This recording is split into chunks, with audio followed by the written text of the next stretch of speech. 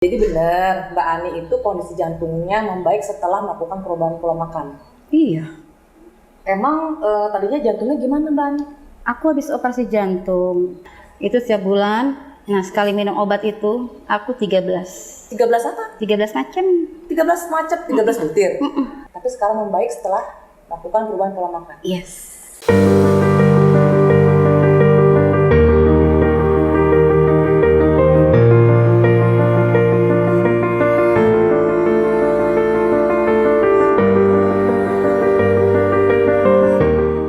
Ngobrol sehat bareng teman Sumaila. Halo teman-teman, jumpa lagi di podcast teman Sumaila. Saya Siska Tecika. Podcast teman Sumaila kali ini kedatangan narasumber seorang bunda cantik yang akan bercerita pengalamannya membaik kondisi jantungnya setelah melakukan perubahan pola makan. Tapi sebelumnya saya informasikan dulu, podcast teman Sumaila disponsori oleh Fat Activator. Fat Activator adalah MCT dalam bentuk bubuk. MCT bubuk ini bisa teman-teman konsumsi dicampurkan air ataupun teh ataupun kopi. Buat teman-teman yang enak dengan VCO atau minyak kelapa murni bisa mengkonsumsi MCT powder. Oke, sekarang kita sama-sama sapa Mbak Ani. Mbak Ani, assalamualaikum. Waalaikumsalam warahmatullahi. Makasih udah datang ke podcast teman Sumaila. Iya. Mbak Ani sekarang kegiatannya apa? Ibu rumah tangga. Ibu rumah tangga. Terus Ya, sambil baking-baking dikit. sambil baking tuh artinya bikin kue ya. Bikin kue. Bikin kue. Kue apa? Kue lokap gitu. Kue rendah karbohidrat. Kalau kue rendah karbohidrat artinya nggak pakai gula gitu. Enggak. Nggak pakai gula. Enggak. Terus pakai tepungnya apa? Pakai tepungnya tepung keto. Tepung keto, tepung lokal. Lokap. Oh, nggak pakai tepung terigu. Enggak. Berarti terima pesanan dong. Terima dong. Kalau mau pesen kemana nih? Mungkin teman-teman mau pesen. Boleh ke WA langsung WA, atau nanti dikasih tahu nomor ada WA-nya ya. ke IG aku juga ada. IG-nya apa? MD Ardiansyah. Oh, Ani nanti Sweet di Cake. Jadi silakan teman-teman cek juga ya, boleh dipesan ya. Boleh, Kue Pak. rendah karbohidrat sama rendah gulanya. Oke, mungkin teman-teman juga udah kepengen tahu nih ceritanya Mbak Ani. Katanya kondisi jantungnya membaik setelah melakukan perubahan pola makan. Mbak Ani bisa tolong ceritain nggak? Memang jantungnya itu kenapa awalnya dulu? Aku 2016 itu pasang ring 1. Oh, Di jantung udah pasang ring. Tahun 2016. 2016 aku pasang. Jadi selama setahun itu stres minum obat. Setelah pasang ring minum obat terus. Minum obat sambil suntik juga kan DM. Ada Insulin. diabetes juga? Iya, ada. Memang kalau diabetes kan gula darahnya tinggi ya. Memang waktu itu berapa gula darahnya? Gula darah waktu itu hampir 500. Wow, itu tinggi banget loh. Dan aku nggak ngerasa karena enak aja gitu Tunggu loh. dulu kan nggak tiba-tiba ya dipasang ring di jantungnya. Nah sebelumnya itu yang dirasakan gejalanya oleh Mbak Ani apa? Hipertensi. Aku mikirnya itu kayaknya cuman gara-gara darah tinggi. Jadi sering pusing gitu kan, perut juga nggak enak. Itu tahulah mah mikirnya kayak gitu. Oh. Jadi suatu ketika itu serangan ya, aku juga nggak tahu itu serangan. Terkena serangan jantung. Kayak gimana tuh Mbak Ani? Itu di jantung tuh sakit, sesek, nggak bisa napas, pusingnya luar biasa. Akhirnya itu hari Jumat, aku inget banget, Jumat sore jam 4-an gitu, nggak bisa napas. Katanya itu sebenarnya sih udah serangan kecil yang aku nggak tahu. Nah pas serangan yang besarnya itu yang pas hari Jumat sore itu. Oh. Jumat sore itu aku udah nggak bisa napas, akhirnya nelfon suami, pokoknya bawa ke rumah sakit sekarang. Bawa ke rumah sakit. Kenapa gini? Udah pokoknya pulang sekarang, bawa ke rumah sakit, aku udah nggak tahan. Akhirnya jam 7 malam aku dibawa ke UGD, Rumah Sakit Pasar Minggu. Sampai jam 9 masih di UGD, diperiksa segala macam, Diobservasi lah ya. Observasi. Gitu kan. Udah nggak boleh pulang. Udah nggak boleh pulang. Harus pasang ring. Langsung harus ditindak. Harus dengan ditindak. pasang ring? Cuman itu nggak bisa karena DM aku tinggi. Karena gula darahnya tinggi yang 500 itu. Jadi nggak bisa langsung dipasang. Akhirnya dari Rumah Sakit Pasar Minggu aku dioper ke Awal Beras Tangerang. Dioper lagi. Malam itu. Kenapa dioper lagi? Jam 2. Karena operasi di tempat kayak Harapan Kita udah nggak bisa. Udah nggak bisa.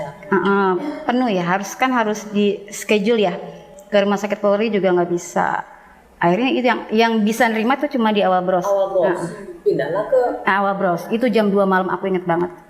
Itu di ambulan tetap posisi nggak bisa. tiduran nggak bisa. Nggak bisa. Duduk. Itu udah Itu dikasih. masih sadar ya? Masih. Pas saat serangan pun aku minta, aduh ya Allah jangan sampai pingsan gitu. Pokoknya tetap sadar kondisi. Cuman udah nggak bisa ngomong gitu loh teh. Cuman ya Allah, sampai mikirnya mungkin rasanya orang mau meninggal tuh kayak gini. Aku nggak tahu loh itu serangan jantung. Majuan lagi Mbak Ani. Nah, terus Iya, akhirnya bawa ke rumah sakit itu ke awal bros. Ke awal bros. Tapi langsung di operasi enggak? Enggak, ditungguin dikasih obat dulu ya, suruh turunin DM-nya kan dokternya nggak berani ke operasi kan? Karena gula darahnya masih tinggi ya, nggak bisa langsung operasi, terus dikasih obat. Dikasih obat. Akhirnya jam 10 aku bisa operasi. Jam 10 langsung operasi dengan pasang ring itu. Pasang ring 1. Oh. Gitu. Dokternya kamu siap nggak segala macam. Yang penting mau dioperasi gimana? Yang penting aku bisa napas, cuman mikirnya kayak gitu deh. Oh. Mau diapain udah Pasrah. pasrah. Yang penting bisa napas. Gitu. Akhirnya dioperasi lah aku. Dioperasi. Setelah itu kan 3 bulan kan kontrol terus ya. 3 Kontrol bulan. tuh setiap berapa kali kalau ke dokter? Sebulan itu aku kontrol 2 kali. Sebulan 2 kali setelah dipasang ring. Dokter jantung sama dokter penyakit dalam ya. Dokter Yang DM dalam. ya, yang DM. Oh, yang DM, yang buat diabetesnya. Itu setiap bulan. Nah, sekali minum obat itu aku 13. 13 apa? 13 macam. 13 macam, 13 butir. 13 Sekali butir. minum. Wah, Terus banyak sekali. sama suntik ya, Suntik itu apa? insulin. Oh, insulin buat nurunin Gula darah. gula darahnya. Jadi obat 13 macam dan suntik insulin. Terus Itu insulin aku ada sekitar 6 bulan lah. 6 bulan. Pokoknya selama setiap minum obat nih teh, awal-awal sih masih oke ya 13 sikat. Sikat. Terus kesananya kok ya ampun kok kayak gini banget ya, udah hampir Lama-lama mikir deh hampir ya. udah 2 bulan kok kayak gini terus sih gitu. 3 bulan aku cek kontrol bareng sama yang orang bareng aku operasi jantung juga pasang ring. Dia nambah teh. Nambah apa? Nambah pasang ringnya. Aku nanya dong, kenapa kok bisa nambah gitu? Dia ini soalnya makannya masih nggak dijaga kata dia gitu. Oh, dia ngomong gitu. Jadi sekarang aku nambah lagi gitu. Waduh, mikir dong. Aduh, gawat nih kalau begini terus gimana ya gitu kan? Nggak sadar-sadar nih kayaknya. Aduh, kayaknya makannya masih asik aja. Setahun minum obat tuh 2016, awal-awal 2017 dikasih tahu teman aku tuh yang ada di Jerman. Mau ikut nggak ini? Biar nanti setidaknya penyakitnya lu nggak terus-terusan harus minum obat. Apa sih gitu? Ini namanya KF gitu, ketopastosis. Ya udah coba deh, undang ke grup. Aku baca-baca dulu. Oh, ada grupnya, ketopastosis. Aku baca-baca dulu. Baru November aku mulai. November 2017 mulai Aku melakukan mulai. ketopastosis ini. Terus udah awal-awal aku masih minum obat sedikit lama-lama berkurang, akhirnya lepas. Oh, sudah melakukan pola makan rendah karbohidrat ketopastosis ini, masih minum obat. Masih minum obat, tapi lepas pelan-pelan ya. Dikurangin. Oh, melepaskannya pelan-pelan. Iya, jadi nggak langsung. Jadi aku lepasin pelan-pelan. Apa yang bisa ditinggal? Pertama itu insulin udah nggak lagi kan? Oh iya. Gimana Obat memang gulanya. cara melakukan ketopastosis yang buat yang apa? Kalau aku sih terimanya waktu itu gini, pokoknya nggak makan nasi, nggak minum gula, sama gula pasir. Tepung-tepungan. Ya. Nggak makan makanan dari tepung. Ya mengandung tepung. Udah Oh, itu aja. itu aja. Kue-kue juga nggak kayak aku nggak boleh makan sayur awalnya waktu itu kan. Kalau kayak gitu sih aku kayaknya bisa ya karena nggak begitu suka sayur juga awalnya. Nah, kalau manis-manis bisa karena memang nggak suka cake juga nggak suka bener. Oh oke. Jadi nggak susah ya Nggak untuk susah, melakukan nggak susah. ketopastosis ini ya. Iya. Terus kemudian setelah melakukan ketopastosis ini apa yang dirasakan oleh Mbak Ani? Sekarang lebih enak sih ya, udah nggak capek. Udah gak gampang capek. Asam lambung udah hilang. Asam lambung udah hilang. Tapi memang ada asam lambung. Iya, selalu itu. Yang bikin pusing segala macam, hipertensi juga enggak. Hipertensi juga enggak. Jantung udah enggak tek lagi. Jantung juga udah enggak sesek ya. Udah enggak sesek. Terus Itu. Gulanya, diabetesnya itu? Diabetesnya terakhir aku cek waktu itu sih udah 110, di bawah 190. Awal-awal ya, sampai dokternya juga bingung kan, gate control ini nggak salah nih gitu. Apanya nggak salah? Gula darahnya gitu. Gula darahnya? Emang berapa? Emang berapa dong gitu. Kamu dari tinggi banget dong gitu. Berapa ini gitu? 110. Waduh, alhamdulillah gitu kan. Terus Gula ya darah udah, proses. aku udah nggak minum obat lagi deh teh. Nggak minum obat apa nih? Gula. Nggak minum obat gula. Obat jantung Kan tadi juga udah. Oh jadi selain suntik insulin juga dikasih Aku dikasih obat gula. Masya Allah. Jadi Obat mah itu juga. obat-obatan berkurang termasuk yang buat gula juga ya. Sekarang kondisinya pusing-pusing udah Udah hilang. hilang, asam lambung juga udah membaik. Iya, udah enak pokoknya. Jantung juga udah Yang enak. jelas udah nggak cepet capek, mau naik tangga, mau jalan kemana juga lanjut. Oh gitu. Tadinya kan benar-benar capek, ya kan? Oh gitu ya. Sekarang udah enggak. Jadi setelah melakukan perubahan pola makan ini, kondisi keluhan-keluhannya membaik, juga pasti turun dong berat badannya ya. turun berat Turun berapa badan. kilo? Aku nggak ngitung ya, pokoknya waktu itu terakhir itu 53, sekarang 55. Berarti kurang lebih itu 30-an kilo dong Iya. hilang ya? 30-an kilo ya? Hilang ya? Ya, alhamdulillah. Sekarang tuh nggak pernah nimbang lagi, saya nggak tahu sekarang berapa nih. Tapi Udah enjoy aja. terakhir kapan periksa ke dokter? Aku ke dokter terakhir kayaknya tahun lalu ya, belum periksa-periksa lagi nih. Belum periksa lagi? Belum periksa. Oh iya. Jadi itu dalam Sejak pandemi kayaknya aku nggak periksa-periksa. sejak pandemi nggak periksa ya? Iya. Tapi kalau periksa gula darah mungkin rutin ya? Gula darah terakhir kayaknya nggak ngerti juga 2 bulan yang lalu ya. Mungkin teman-teman mau tahu juga nih apa yang dilakukan dalam pola makan ketofastosis ini nih buat yang sedang memperbaiki jantungnya. Yang dimakan Mbak Ani apa nih?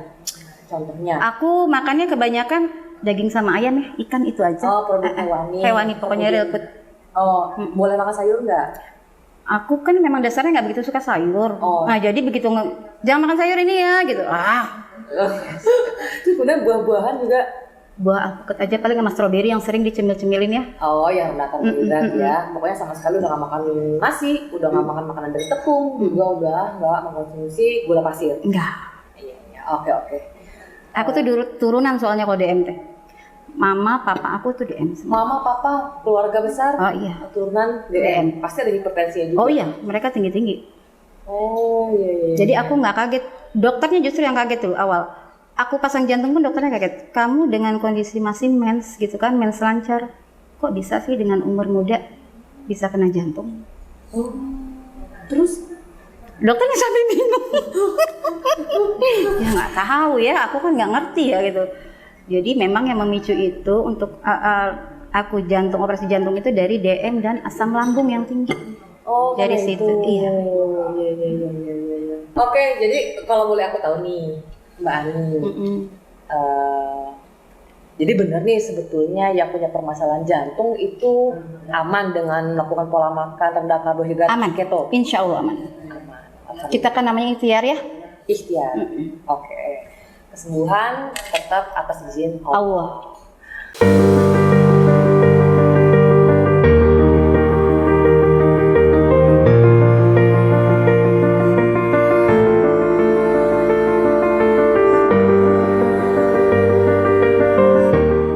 Ngobrol sehat bareng teman Sumaila.